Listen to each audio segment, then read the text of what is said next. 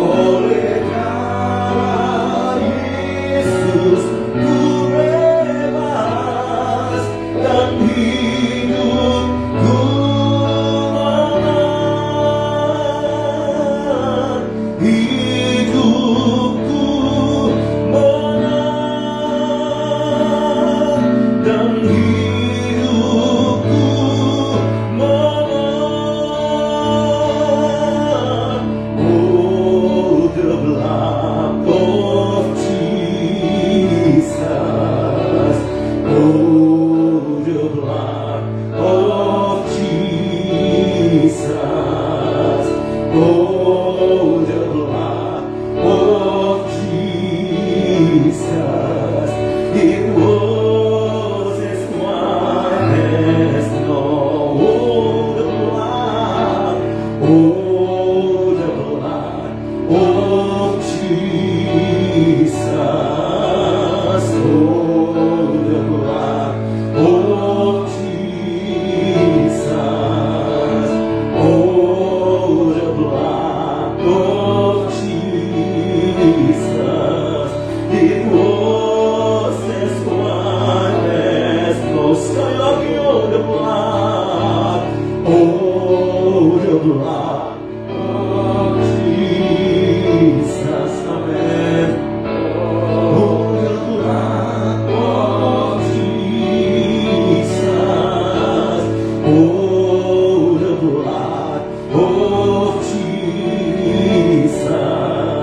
It was as white as snow. Ole cara, ole Yesus ku bebas, kuasanya di Kalvari.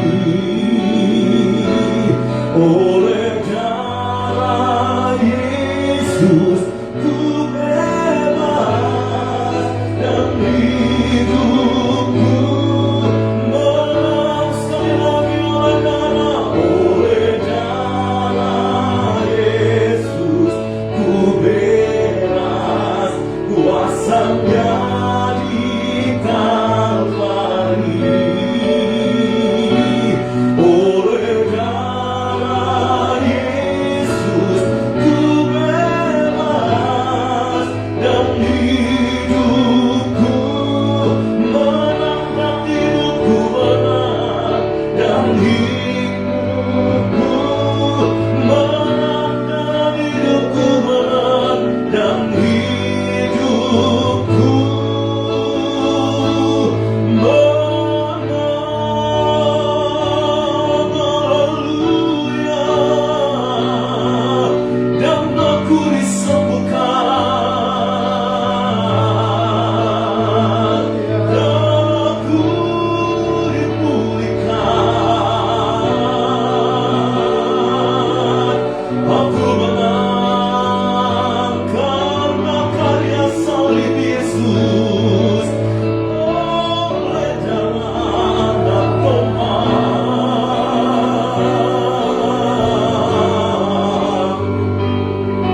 Haleluya. Oh, Ramaya, Ramaya, Ramaya,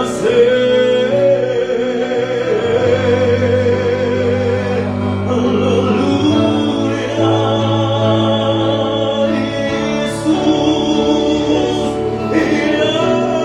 Yesus Tuhan.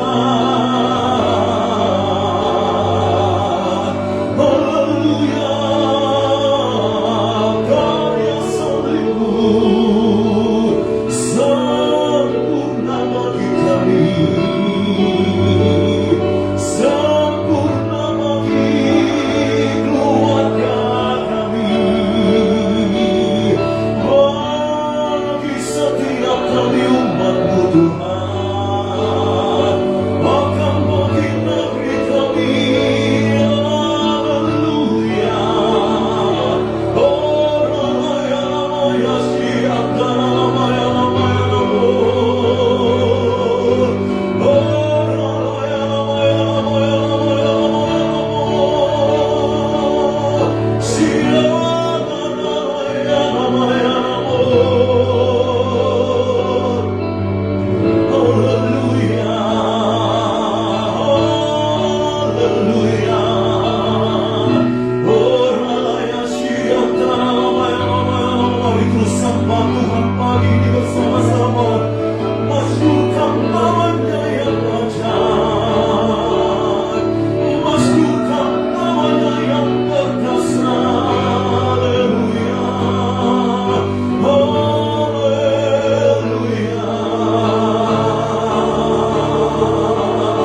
Oh, Ramaya, Ramaya, siapa Ramaya, Ramaya, Ramaya, Ramaya, Ramaya, Ramaya, Ramaya.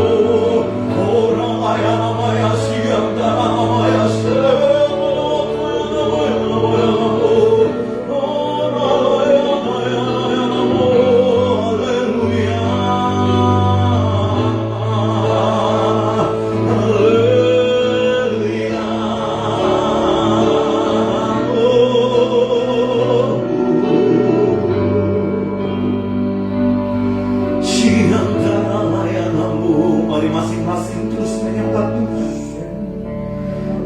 Katakanlah bayar, katakanlah apakah bawa seluruh keberadaan hidupmu di hadapan Tuhan. Fokus hanya pada Tuhan. Mari sungguh-sungguh menyembah Dia, sungguh-sungguh beribadah, datang menyembah Tuhan. Dia yang memberkati roti makanan kami, memberkati air minuman kami. Dia yang berjanji melalukan sakit penyakit dari tenda, dari tempat kediaman kami. Katakanlah apakah Dia menjanjikan perlindungan oleh kuasa darah anak domba Allah bagi engkau dan saya. Katakanlah namanya katakanlah namanya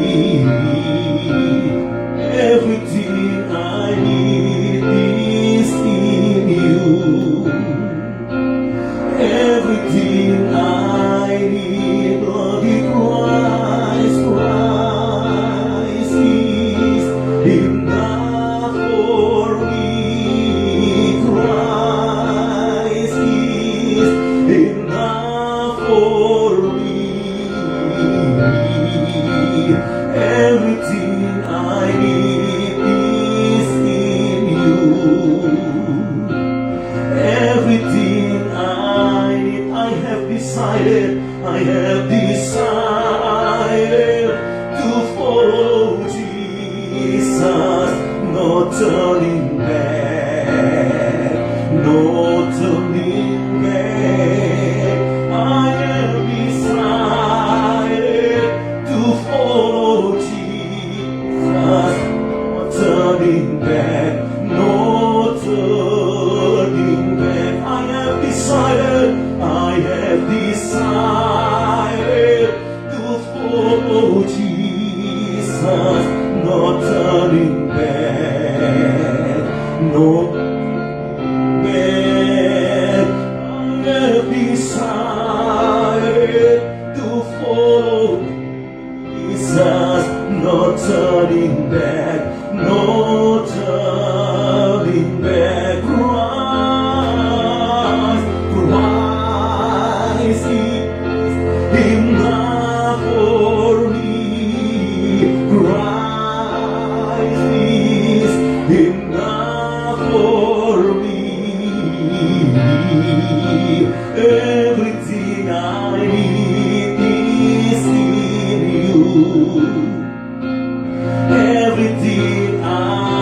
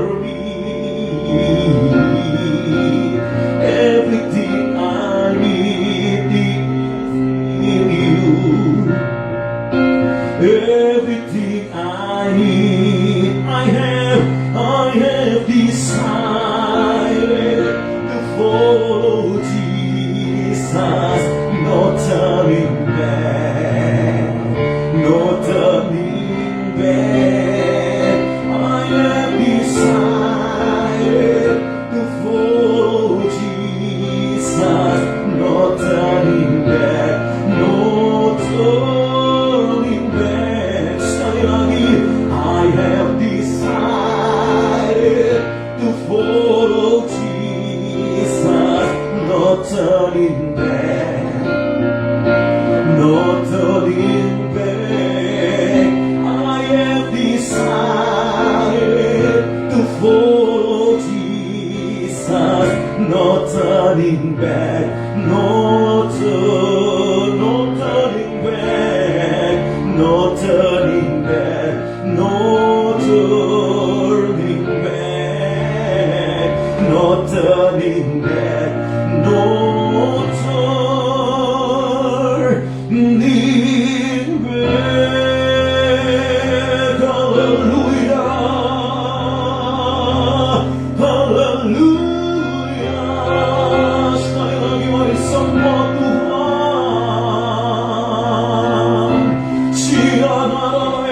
Kata-kata bahwa syukur mulia hadapan Tuhan, bahwa seluruh keberadaan hatimu di hadapan Tuhan pagi ini. Katakan rahmat begitu ajaib dalam kami. Kalau kami masih boleh datang menyembah Dia bersama-sama dalam ibadah kebersamaan pagi menjelang siang ini adalah anugerah yang sempurna bagi setiap kami, dan biar kami boleh menghargai itu dan lebih sungguh-sungguh lagi membawa seluruh keberadaan hidup kami di hadapan karunia Tuhan.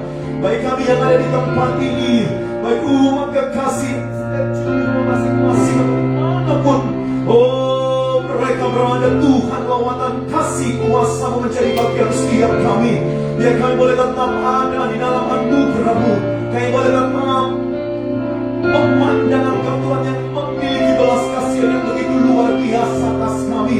Engkau yang menyembuhkan kami dari sakit penyakit kami, Engkau yang memulihkan kami dengan pemulihan yang luar biasa, Engkau yang menyediakan apa yang umat-Mu butuhkan Tuhan, Engkau yang menyelamatkan, Engkau yang memulihkan dengan cara-Mu yang luar biasa. Dan kami sudah mengucap syukur untuk anugerah-Mu di pagi ini Bapa. Terima kasih Tuhan, terima kasih. Kami juga mengucap syukur di bulan yang baru ini, bulan kemerdekaan, di mana kami boleh ada menyembah Engkau lebih lagi Tuhan sebagai bagian dari bangsa dan negara kami Indonesia Tuhan.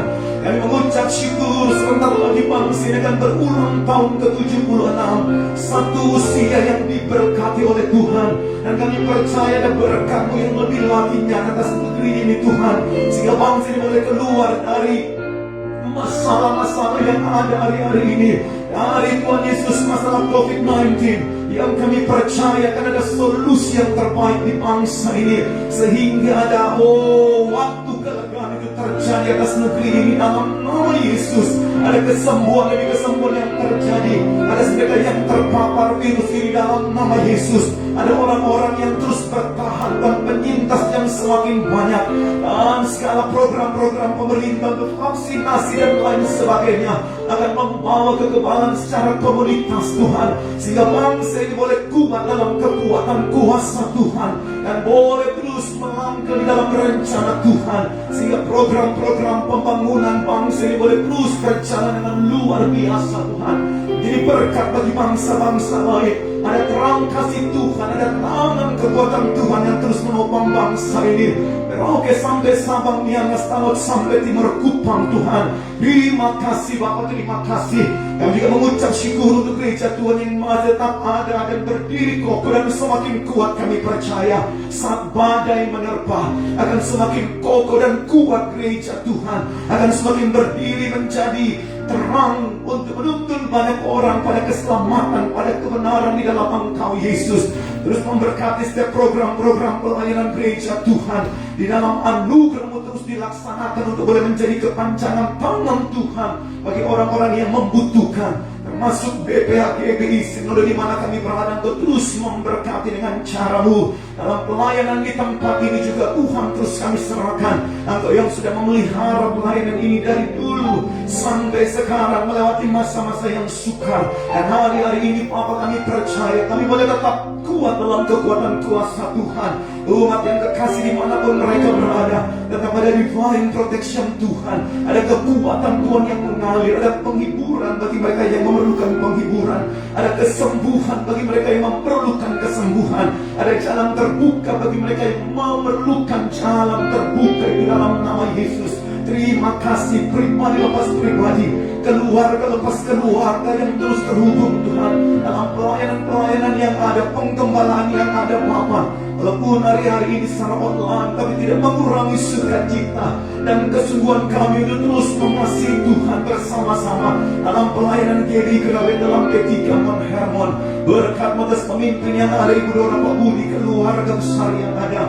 Sekali lagi jemaat yang kekasih dimanapun mereka, oh stay tune, Anda terus menjamah dan mengasihi dengan cara yang luar biasa. Terima kasih Tuhan, terima kasih. Hormat, syukur, kemuliaan, kejayaan, keperkasaan hanya bagimu. Engkau yang sudah menebus kami dengan karya salibmu yang sempurna. Engkau yang menjadi penebus kami yang hidup, menyelamatkan kami, memulihkan kami, dan menuntun kami dalam jalan keselamatan yang luar biasa itu. Terima kasih Tuhan, terima kasih. Kami akan bersorak bagi namamu. Kemuliaan hanya bagi Engkau, Sang Penebus kami yang hidup. Dalam berkat nama Yesus. Haleluya. Umat yang percaya sama-sama katakan amin. Mari kita bangkit berdiri saudaraku, satu pujian, nebusku hidup. Dia sungguh hiduplah. Haleluya. Sekali lagi bantu.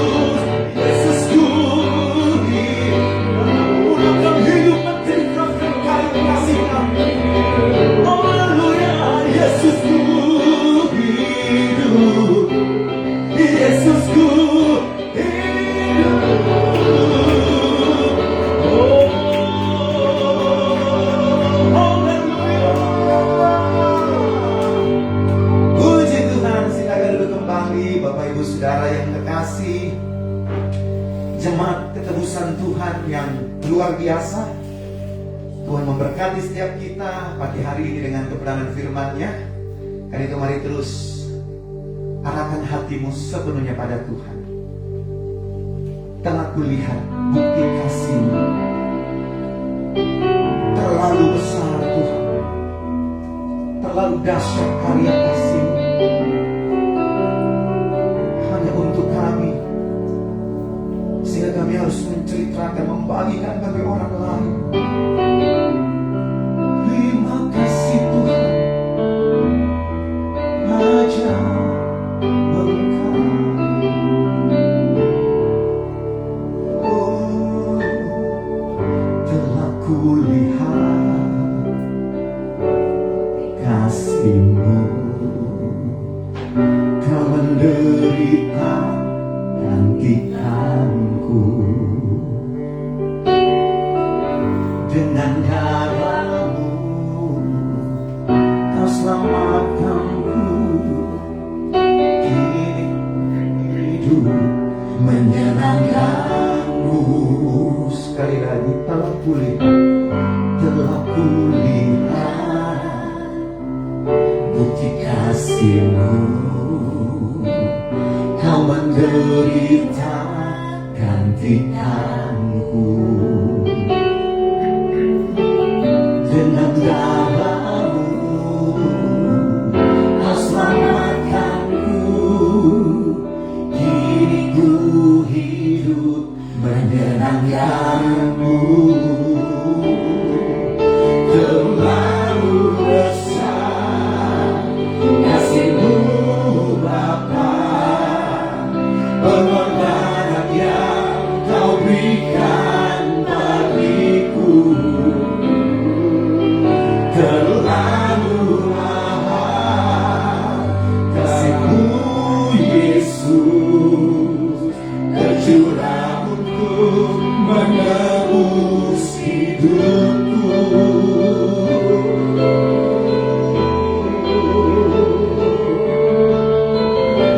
Haleluya. Dengan iman katakan, telah kulihat bukti kasih-Mu, Kau menderita gantikanku. Dengan darah-Mu Kau selamatkanku. Kini ku hidup menyenangkan-Mu. Terlalu besar kasih-Mu Bapa, pengorbanan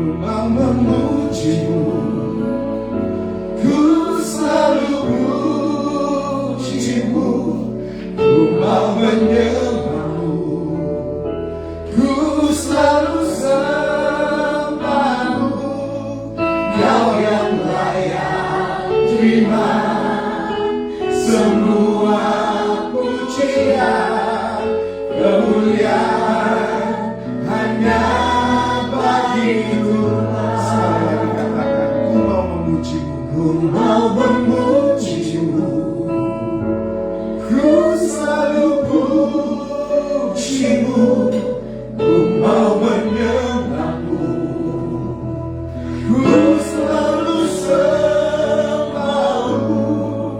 Kau yang layak terima semua pujian, kemuliaan hanya bagi Tuhan.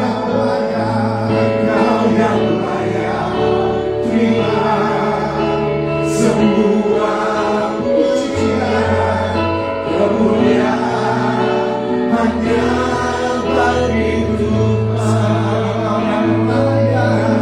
Kau yang layak terima semua pujian, kemuliaan hanya bagi Tuhan.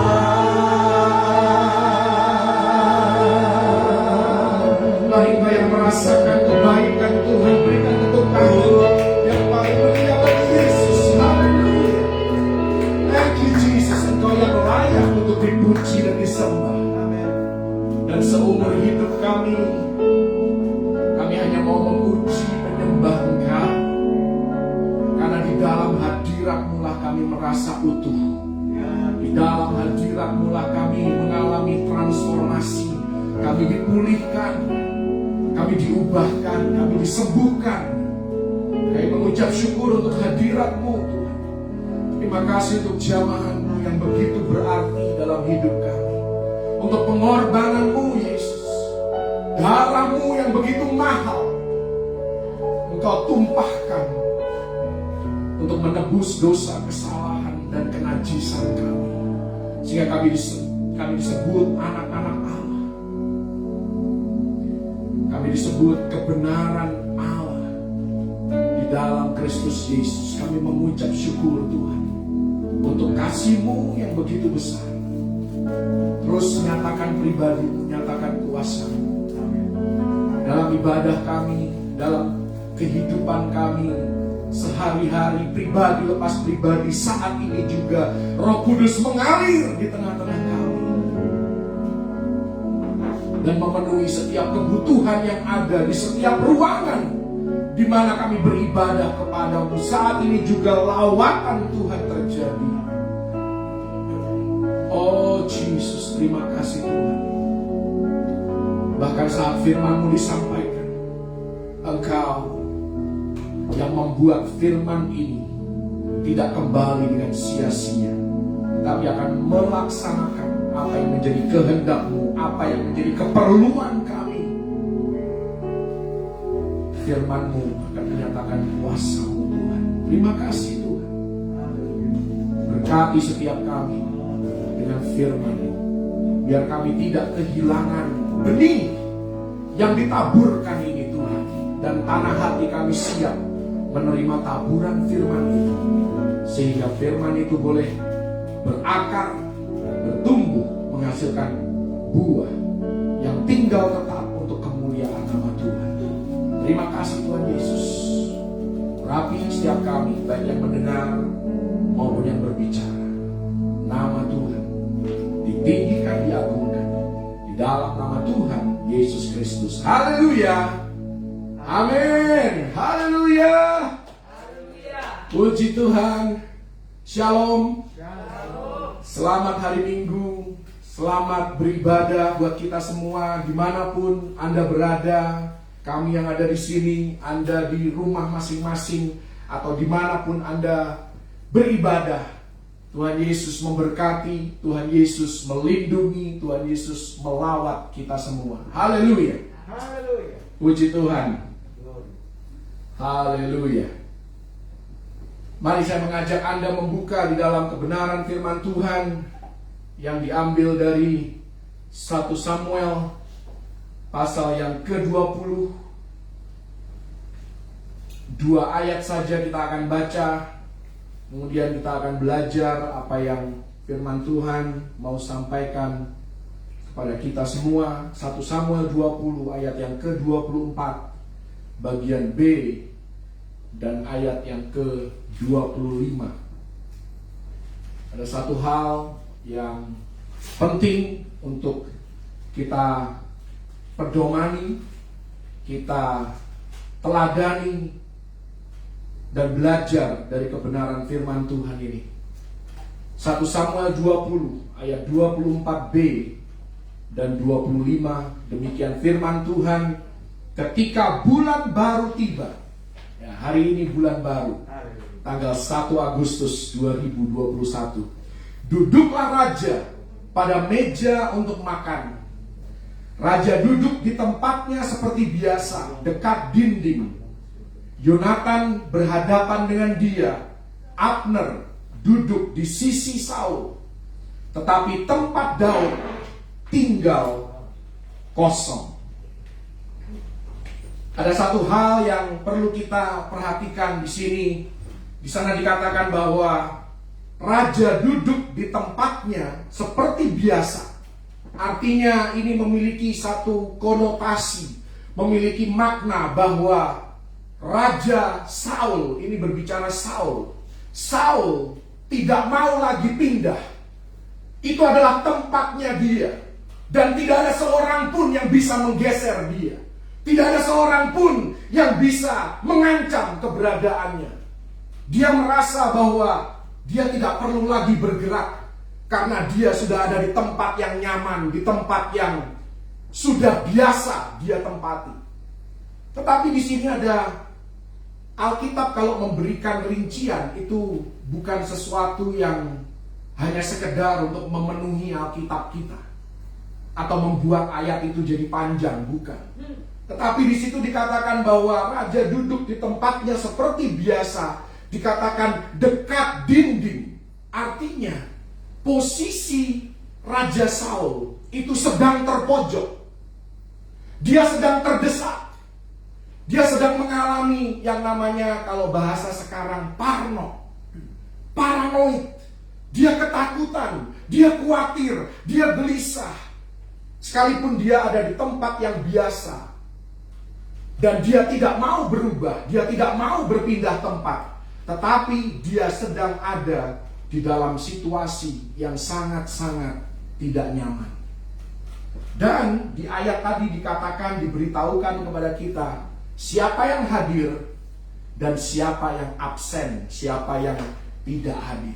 Inilah orang-orang yang punya akses penuh kepada hati raja, kepada pikiran raja, orang-orang yang bisa mempengaruhi keputusan dan pilihan raja berdasarkan suara yang keluar dari bibir mulut mereka. Dan ini satu prinsip penting yang saya akan bahas di dalam khotbah kali ini.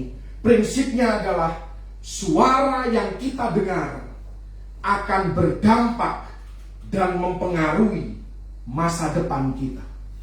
Suara yang kita dengar akan mempengaruhi masa depan kita. Show me your friends and I will show you your future. Tunjukkan siapa sahabat Anda dan saya akan tunjukkan seperti apa masa depan Anda.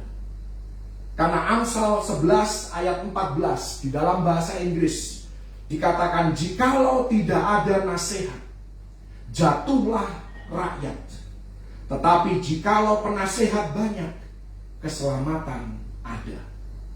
Jadi selalu ada keselamatan ketika kita memilih untuk membawa dan merangkul orang-orang yang berhikmat, suara yang bijaksana ke dalam lingkaran hidup kita. Apalagi Anda sebagai pemimpin ini sangat perlu untuk mendapatkan informasi sebanyak mungkin, untuk mendapatkan masukan sebanyak mungkin. Karena keputusan yang baik biasanya terjadi atau dibuat atas dasar nasihat baik yang kita dengar, yang kita terima dari orang-orang di sekitar kehidupan kita. Sebaliknya, seringkali keputusan yang buruk, keputusan yang salah juga karena kita menerima masukan dan input yang salah. Amsal 24 ayat yang ke-6 dari versi bahasa Inggris, mirip-mirip sih dengan bahasa Indonesia. Dikatakan di sana, karena hanya dengan perencanaan kau dapat berperang. Keselamatan, kalau bahasa Indonesia dikatakan kemenangan, bahasa Inggris dikatakan keselamatan tergantung pada penasehat yang banyak. Artinya di sini firman Tuhan memperingatkan kepada Anda dan saya, jangan pergi berperang tanpa suara yang bijak berbicara. Siapa suara yang bijak? Berbicara tentang orang yang rohani, bahkan orang yang lebih rohani dari kita. Orang yang memahami firman Tuhan, orang yang memahami betul kehendak Tuhan. Pergi berperang artinya bisa hari ini kita pergi berbisnis, taken kontrak. Kita memilih karir di dalam pelayanan kita, di dalam kita mau menikah. Siapa dengan siapa kita mau menikah? Di dalam sekolah, jurusan apa yang aku harus ambil? Bidang apa yang aku harus tekuni? Dalam hal investasi dan lain sebagainya. Inilah medan peperangan di dalam kehidupan kita. Dan firman Tuhan katakan, jangan pergi berperang tanpa suara bijak berbicara di telinga kita. Banyak kerugian terjadi karena seringkali kita terburu-buru bertindak. Amsal 9 ayat yang ke-9, kalau Anda lihat ini hampir semua ayatnya dari Amsal, karena Amsal penuh dengan kata-kata bijak. Amsal 9 ayat 9 dikatakan, berilah nasihat kepada orang bijak, berilah orang bijak nasihat, maka ia akan menjadi lebih bijak. Ajarilah orang benar, maka pengetahuannya akan bertambah. Setiap kita, setiap Anda dan saya membutuhkan orang lain di dalam ring satu kehidupan kita, di inner circle of our lives. Kita perlu orang-orang yang bisa mempengaruhi kita dengan suara mereka, sehingga dari kehidupan kita muncul pilihan dan keputusan yang tepat serta benar. Saya mau katakan tentang Raja Saul. Saul ini dulunya punya orang-orang yang bijak, orang-orang yang saleh di sekitar kehidupannya. Tapi kemudian kesombongan mulai merasuki dirinya, egonya mulai tidak terkontrol, sehingga Saul mulai menjauhkan diri dari nasihat bijak. Dia mulai merasa bahwa dirinya sendiri yang paling bijak di antara semua orang di sekitar kehidupannya. Ada 3 sumber suara di dalam kehidupan Raja Saul. Yang pertama, awal mula karirnya Raja Saul, Tuhan, suara Tuhan mendominasi hidupnya melalui Nabi Samuel. Dan dikatakan tentang Nabi Samuel, kalau Anda lihat di dalam 1 Samuel 3 ayat 19, kita perlu minta sama Tuhan orang-orang seperti ini dalam kehidupan kita. Tentang Nabi Samuel dikatakan 1 Samuel 3 ayat 19, tidak ada satupun dari firman-Nya itu yang diucapkan, yang diperintahkan kepada Nabi Samuel untuk disampaikan. Tidak ada satupun dari firman Tuhan yang disampaikan itu dibiarkan oleh Tuhan gugur. Itu dahsyat, saudara, kalau kita punya orang-orang yang peka, yang sensitif akan suara Tuhan, yang memberikan warning sign dalam kehidupan kita, yang memberikan arahan, yang memberikan instruksi, yang bisa mendengar suara Tuhan untuk menuntun kehidupan kita. Kita perlu orang-orang seperti ini dalam kehidupan kita. Suara yang Saul dengar ketika Samuel mengurapi dia menjadi raja pertama Israel. Ini menjadi salah satu firman yang disampaikan oleh Samuel yang tidak dibiarkan oleh Tuhan firman itu gugur. Inilah suara terpenting di meja makan Raja Saul. Suara yang mengandung firman Tuhan, suara yang mengandung nasihat yang bijaksana. Tetapi ketika kita sampai di 1 Samuel pasal yang ke-20 tadi, suara itu, nabi itu, nabi yang begitu peka akan suara Tuhan, nabi yang begitu memahami isi hati Tuhan dan menyampaikan hanya kehendak Tuhan. Nabi itu sudah disingkirkan dari hidup Saul.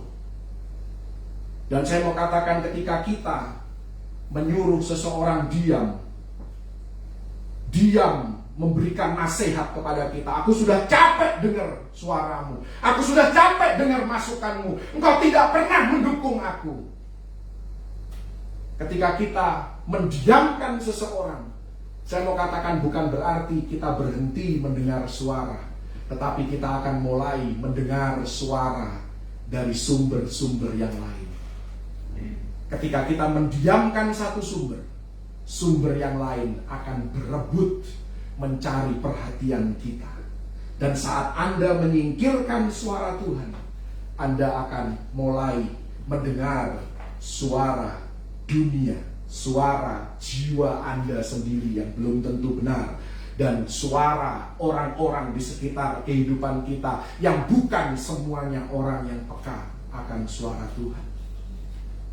Dan dikatakan janji Tuhan, kalau kita mau dengar suara Tuhan, kalau kita mau punya hati yang terpaut dengan Tuhan. 1 Samuel 7 ayat yang ketiga, Tuhan berjanji kepada bangsa Israel, kalau engkau turut kepada perintahku melalui Nabi Samuel, melalui hukumku, melalui hati yang terpaut kepadaku, maka di sana dikatakan bahwa Tuhan akan melepaskan mereka dari tangan musuh-musuh mereka.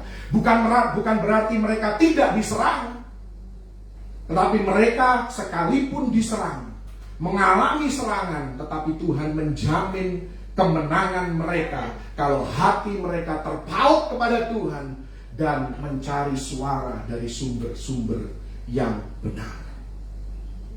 Karena itu betapa pentingnya kita memiliki para penatua di dalam kehidupan kita.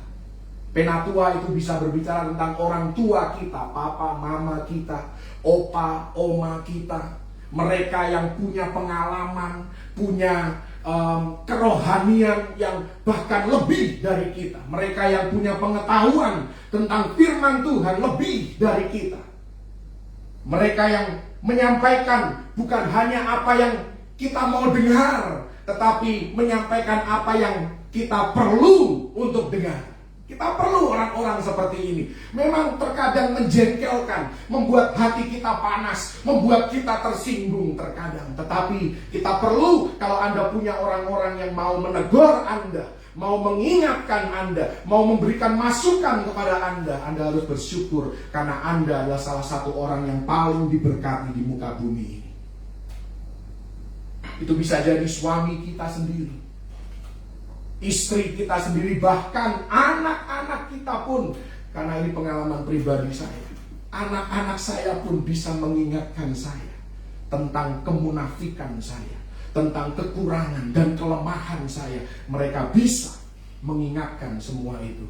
Tujuannya bukan untuk menyakiti hati saya, tetapi supaya saya berubah menjadi orang tua yang lebih baik lagi, menjadi suami yang lebih baik lagi kalau teguran itu datang dari istri, menjadi istri yang lebih baik lagi kalau teguran itu dari suami, ya, menjadi anak yang lebih baik lagi kalau teguran itu dari orang tua, dan menjadi orang tua yang lebih baik lagi kalau teguran itu dari anak kita.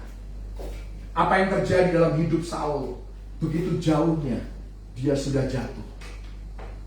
Diawali di 1 Samuel 13, di mana Saul tidak taat pada perintah Samuel untuk menantikan waktu Tuhan. Karena Saul dari mulai menjabat sebagai raja, dia mulai mengalihkan telinganya kepada suara-suara yang tidak seharusnya dia dengar. Karena suara Tuhan awalnya mendominasi hidupnya, dia sudah mulai capek dengar firman Tuhan. Dia sudah mulai capek dengar nubuatan. Dia sudah mulai capek menantikan waktu Tuhan. Makanya dia mulai mendengar. Dalam 1 Samuel 13 dikatakan bahwa dia mendengar rakyatnya, pasukannya mulai terserak. Dan dia mendengar suara dari sumber yang salah. Sehingga dia dengan lancang melanggar perintah Tuhan melalui Nabi Samuel untuk menantikan Samuel sebelum mempersembahkan korban kepada Tuhan. Dan kita lihat lagi, Tuhan masih memberikan kesempatan. God is the God of second chance. Satu kali Saul melakukan blunder, Tuhan berikan kesempatan yang berikutnya. 1 Samuel 15. Kali ini dalam 1 Samuel 15 ayat yang ketiga, perintah Tuhan jelas melalui Nabi Samuel. Tumpas, binasakan, habisi orang Amalek. Semuanya, laki-laki, perempuan, hewan ternaknya, semua harus dibasmi, semua harus dihabisi. Dan Saul kembali lagi. God is the God of second chances, tapi God does not have forever untuk membentuk kita. Ada kalanya, pada akhirnya kalau kita terus-menerus tidak taat, Tuhan akan biarkan kita, izinkan kita menjalani apa yang menjadi kehendak hati kita, apa yang kita inginkan. Tuhan punya alasan mengapa Saul harus membasmi bangsa dan orang-orang Amalek. Nanti kita akan lihat kenapa seharusnya Saul taat kepada perintah Tuhan, tetapi Saul memilih untuk tidak taat kepada suara Tuhan dalam 1 Samuel 15. Dia seolah-olah berkata pada dirinya sendiri, aku tidak perlu taat kepada perintah itu. Caraku lebih baik dari cara Tuhan. Oh, bisa saja kan Nabi Samuel itu salah dengar suara Tuhan. Oh, caraku lebih keren karena aku tidak akan bunuh semua hewan. Aku akan sisakan korban atau hewan yang terbaik, kualitas terbaik untuk aku jadikan korban persembahan kepada Tuhan.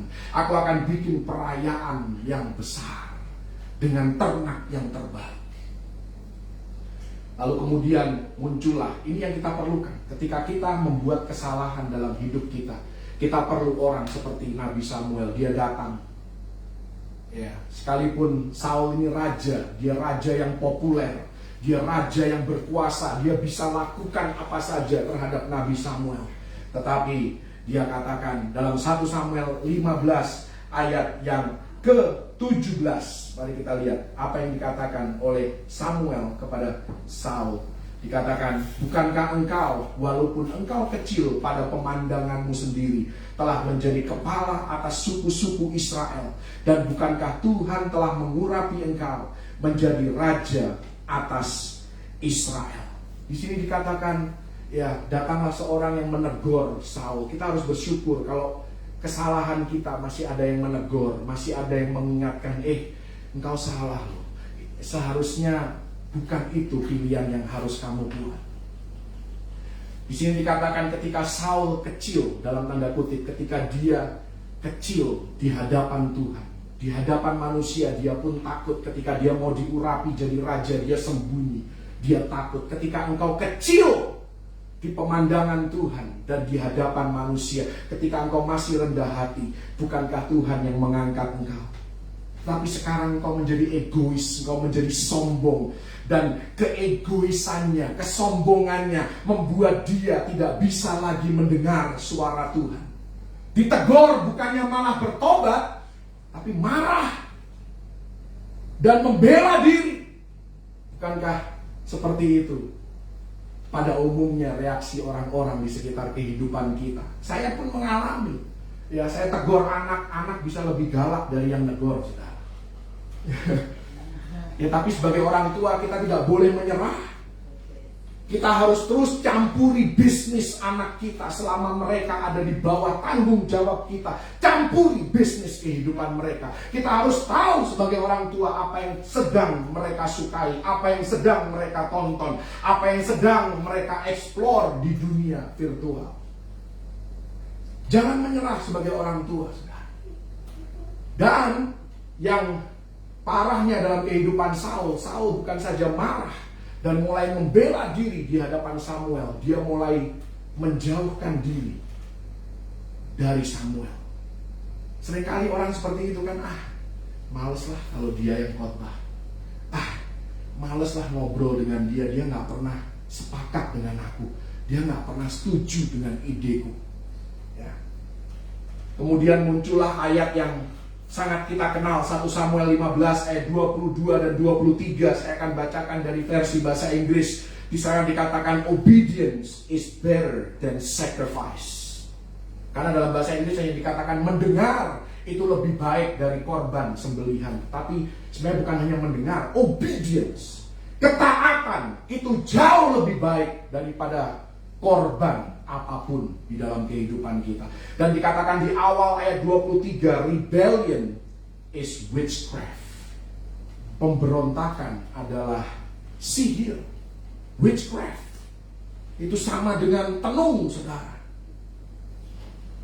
Dengan kata lain, kalau kita sudah mengerti firman Tuhan dan kita melakukan apa yang kita tahu Tuhan tidak mau kita lakukan, maka disitulah kita mulai membuka celah bagi musuh kita, bagi iblis, bagi roh dunia untuk mengacaukan keluarga, untuk mengacaukan kehidupan kita, untuk membuat pikiran kita berkabut sehingga kita tidak bisa berpikir sehat, berpikir jernih.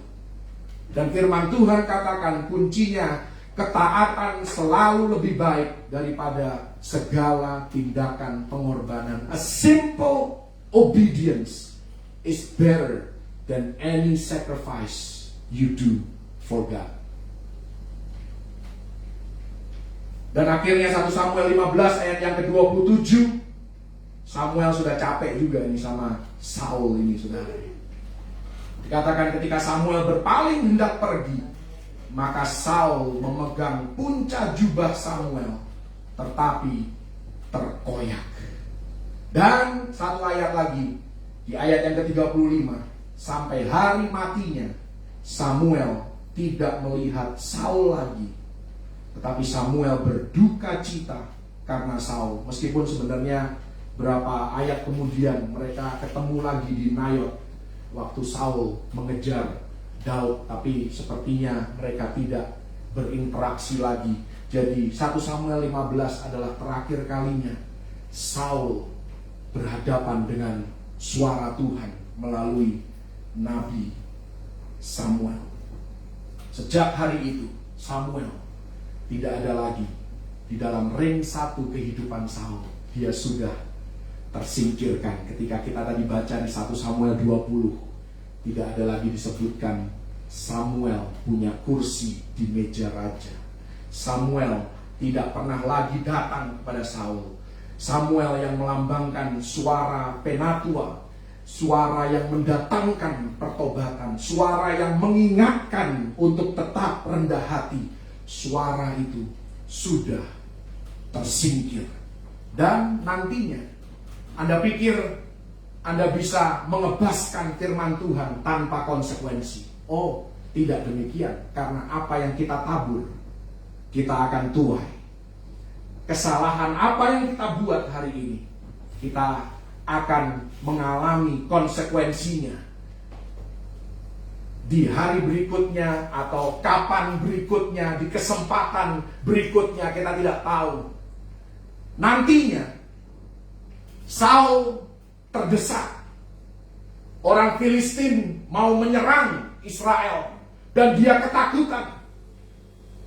Dia cari suara Tuhan. Firman Tuhan katakan, Tuhan tidak menjawab dia. Akhirnya apa? Dia desperate.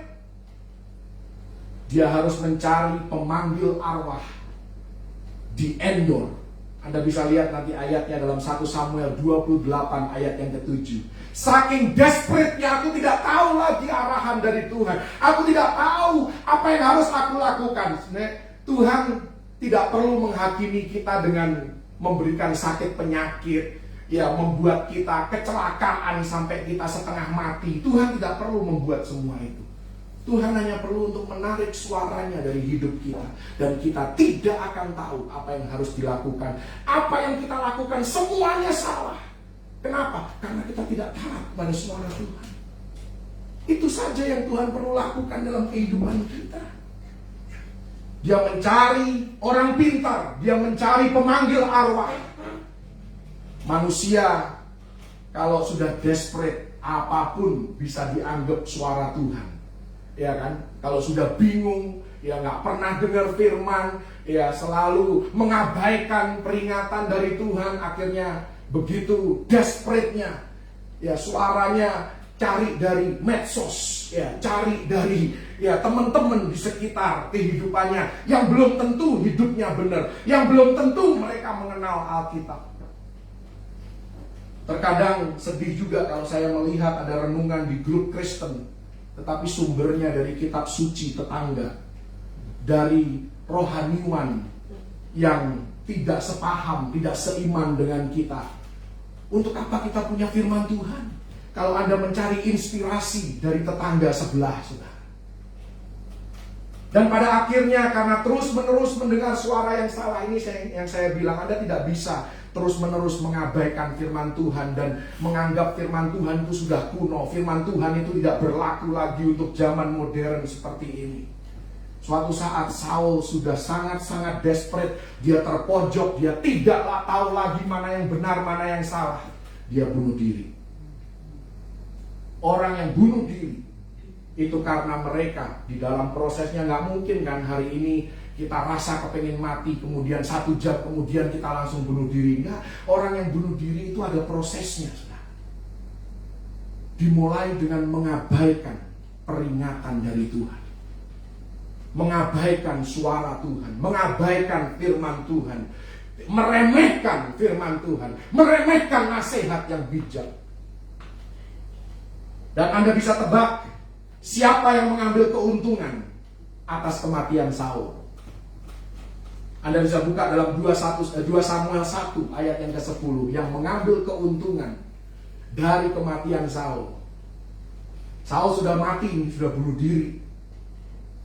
Yang ada di tubuhnya dirampok. Anda tahu siapa yang merampok? Orang Amalek. Orang Amalek. Tuhan sudah bilang dari sejak 1 Samuel 15, orang Amalek engkau harus tumpas, habisi semuanya, binasakan mereka, bunuh semua. Tapi Saul bilang, ideku lebih cemerlang dari idenya Tuhan. Oh, aku sisain deh 1 orang. Terakhir orang Amalek itu, saudara, mengambil keuntungan atas kematian Saul. Bangsa yang seharusnya musnah, bangsa yang seharusnya dia tumpas habis, sekarang mau mengambil keuntungan dari kematian Saul. Bahkan Filistin yang Tuhan janji, engkau akan aku lepaskan dari semua musuhmu. Filistin membunuh anak-anak Saul. Jangan pikir bahwa Anda sebagai orang tua itu kesalahan Anda, kelemahan Anda itu tidak bisa engkau turunkan kepada anak-anak, tidak akan berdampak kepada anak-anak Anda. Oh, saya mengerti tentang kutub generasi, bahwa semua kutub sudah ditanggung oleh Yesus. Tetapi perlu ada pemberesan di dalam kehidupan kita sebagai orang tua. Dan hanya kasih karunia Tuhan sajalah yang bisa menahan kutub generasi itu, kelemahan generasi itu, untuk turun ke anak-anak kita, ke keturunan kita yang berikutnya. Dosa Saul membuat anak-anaknya terpengaruh dan terdampak.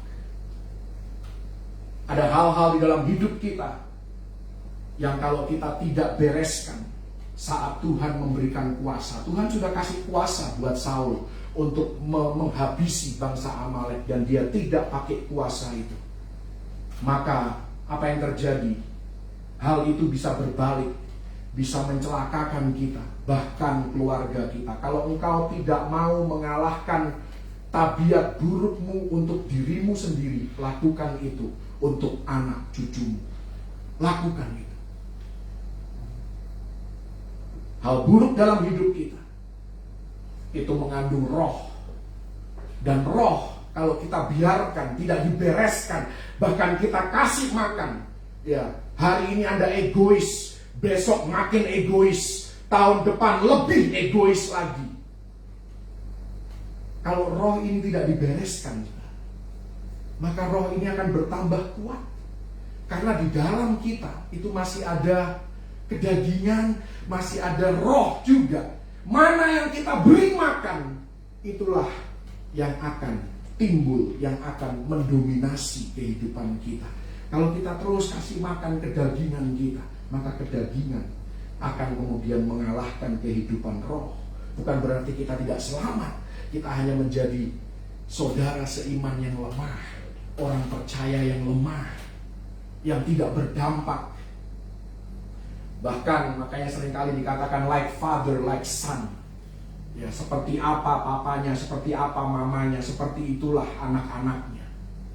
Karena ada hal-hal yang belum dibereskan di dalam kehidupan kita sebagai orang tua. Puji Tuhan, kita diberikan kuasa untuk menaklukkan roh yang jahat ini, roh yang buruk di dalam kehidupan kita. Kematian Yesus di atas kayu salib mematahkan tutup generasi.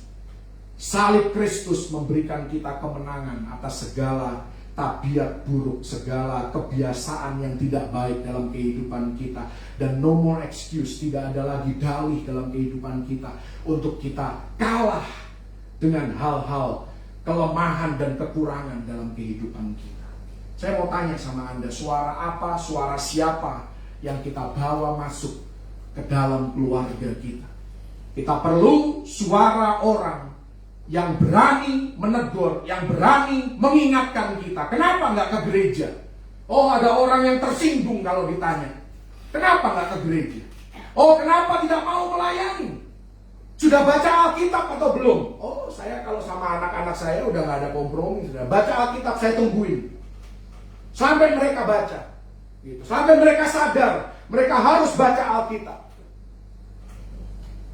Kalau anak-anak marah, ya sudah, mereka marah, itu anakmu. Engkau bertanggung jawab, jangan menyerah sebagai orang tua. Sudah berdoa atau belum? Berapa sering kau berdoa? Punya kehidupan doa atau tidak? Nah, kalau ada orang-orang seperti itu dalam kehidupan Anda adalah orang yang paling diberkati di dunia ini. Jangan pernah menjauhkan diri dari orang-orang seperti ini. Orang seperti ini harus punya kursi di meja makan kita. Karena tanpa suara yang benar, Anda bisa tersesat, Anda bisa mengambil keputusan yang salah, membuat pilihan yang tidak tepat, bahkan menjauh dari kebenaran. Haleluya. Dengan cepat saya akan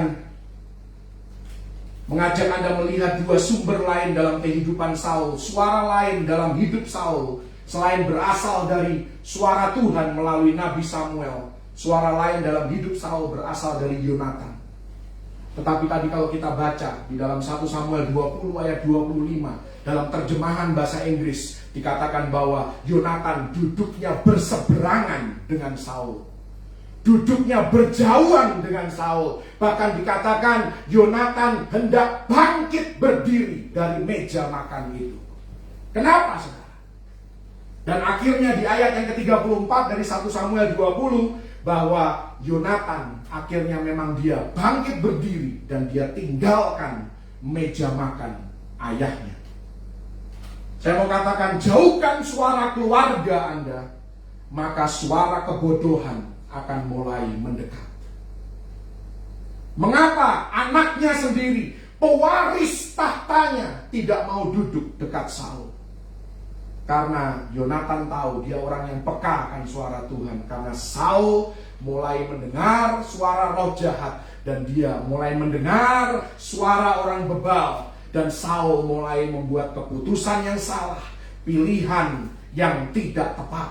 Dan di pasal yang sama, ketika Yonatan berusaha menjelaskan dengan baik sikon yang sedang dihadapi oleh Saul, dikatakan Saul mengumpat dengan sumpah serapah di ayat yang ke-30. Dia katai anak-anaknya, engkau anak sundal yang kurang ajar. Padahal anaknya yang benar loh. Inilah gambaran kehidupan hari ini. Rupanya dari sejak ribuan tahun yang lalu sama juga sifatnya manusia itu. Kalau dimarahin, kalau ditegur, marah juga, saudara. Bahkan yang salah lebih galak daripada yang benar. Ayat 33 lebih parah lagi. Yonatan dilempar tombak, mau dibunuh. Anaknya sendiri mau dibunuh, saudara. Dalam keluarga, lempar-lemparan tombak satu sama lain. Orang tua dan anak, suami dan istri, kakak dan adik. Oh, haleluya. Semakin jauh dan kendor ikatan kekeluargaan. Seringkali karena hal yang sepele. Ego lah, uang lah, bisnis. Masalah hari ini masalah yang lagi ngetren, yang juga bisa menjadi sumber perpecahan. Vaksin. Ya, vaksin pun diperdebatkan. Vaksin atau enggak ya? Kalau dikasih tahu vaksin, marah. Aku nggak mau vaksin. Ya. Menjauh dari keluarga. Diam, mendiamkan orang yang memberikan masukan. Dan saya mau katakan, di kisah ini akhirnya Saul dan anak-anaknya mati di tempat yang sama, dalam peperangan yang sama. Semuanya karena Saul mendengar suara yang salah. Saya mau katakan begini saudara, kepada kita. Saya memang I'm a family man. Saya suka dekat dengan keluarga. Saat suara keluarga mulai lirih engkau dengar, pada saat itulah engkau harus mulai lebih lagi mendekatkan diri kepada keluarga Anda. Saling memaafkan, saling mengampuni, saling mendekat satu sama lain, saling mendoakan dan menguatkan. Adakan perjamuan kasih. Ya, kalau di rumah ini, kalau lagi kepengen ngumpul, paling gampang caranya makan. Makan, bikin makan-makan supaya ngumpul. Karena begitu ngumpul saudara, suasana menjadi cair. Yang tadinya tegang, yang tadinya mungkin punya persepsi, punya pandangan yang tidak benar, semuanya menjadi cair, semuanya menjadi fun. Ketika anak-anak kumpul, bisa main sama-sama, ada canda tawa, ada ngobrol bebas, lepas. Dan semuanya bisa curhat dengan bebas. Suara itu bisa keluar, segala kepahitan bisa keluar, kejengkelan bisa keluar. Maka disitulah Tuhan sanggup memulihkan keluarga. Tuhan sanggup untuk berbicara melalui keluarga kita, menuntun dan mengarahkan ke arah seperti yang dikehendaki oleh Tuhan. Mari kita halau roh jahat dari keluarga kita, perpecahan, perselisihan, kepahitan, sukar mengampuni. Berhenti melempar tombak satu sama lain. Jangan berhenti ngobrol satu sama lain. Seperti dikatakan dalam Ibrani 10 ayat 25, seringkali ayat ini kita kaitkan dengan pertemuan ibadah di gereja. Tetapi ayat ini juga berbicara tentang pertemuan-pertemuan yang lain. Semakin giat kita harus melakukannya menjelang hari Tuhan yang semakin dekat. Kita harus semakin dekat dengan keluarga, semakin sering kumpul dengan keluarga. Dan satu lagi yang terakhir, sumber suara dari kehidupan Saul yang di 1 Samuel 20, sumber itu hilang. Dikatakan di sana bahwa kursi Daud, tempat Daud duduk, tinggal kosong. Daud berbicara tentang penyembah, dia pun dapat bernubuat. Daud berbicara seorang yang rohani, seorang yang berkenan di hati Tuhan. Daud berbicara tentang sesama orang percaya, sesama orang beriman dalam kehidupan kita. Anda mau tahu kondisi rohani Anda? Salah satu cara mengeceknya adalah apakah Anda punya seseorang yang dekat dengan Anda dan lebih rohani dari Anda. Seseorang yang mendoakan Anda, seseorang yang terlalu peduli untuk membagikan ayat kepada Anda, membagikan renungan firman Tuhan.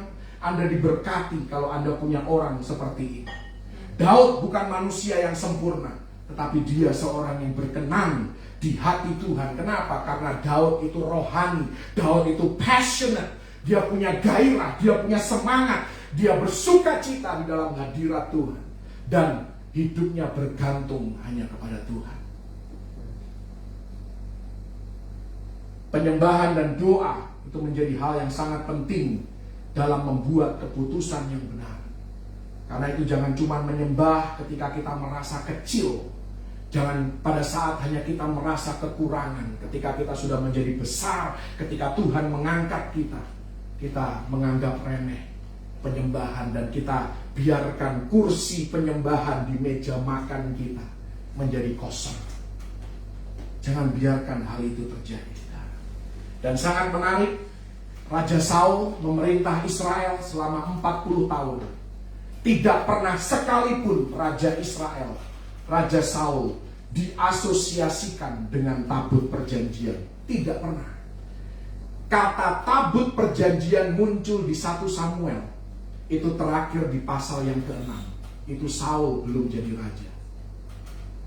Saul belum jadi raja. Sejak dia menjabat jadi raja, tidak ada lagi kata tabut perjanjian sampai akhir pemerintahannya. Artinya apa? Selama 40 tahun masa pemerintahan Raja Saul, dia tidak menghargai hadirat Tuhan.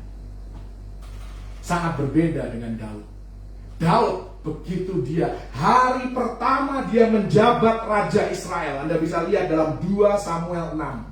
Hari pertama dia menjabat dan duduk di tahta Israel. Dia bilang, mana tabut perjanjian? Ayo kita bawa ke Yerusalem. Ayo kita angkut ke sana. Ini orang yang berkenan di hati Tuhan. Jangan pernah kita meremehkan hadirat Tuhan. Daud menyadari bahwa dia bisa jadi raja. Dia bisa adalah orang yang sangat-sangat pintar dan pandai. Tetapi dia tahu bahwa untuk mengatur sebuah bangsa, untuk mengelola rakyat yang sedemikian besar, aku butuh lebih dari sekedar kepintaran manusia. Aku perlu urapan Tuhan. Aku perlu hadirat Tuhan. Demikian juga dalam kehidupan kita, saudara. Anda bisa adalah orang atau businessman yang sangat handal. Tetapi firman Tuhan katakan Matius 4 ayat 4, manusia hidup bukan hanya dari roti saja, tetapi dari setiap ucapan yang keluar dari mulut Tuhan. Kita semua butuh Tuhan. Kita butuh supranatural, hal-hal yang supranatural, roh yang tidak terbatas itu, yang dapat menuntun kita membuat keputusan yang benar untuk sukses di dalam bidang kita. Kita perlu lebih dari sekedar talenta, lebih dari sekedar luck. Kalau orang dunia katakan you need luck, Anda butuh keberuntungan. Saya mau katakan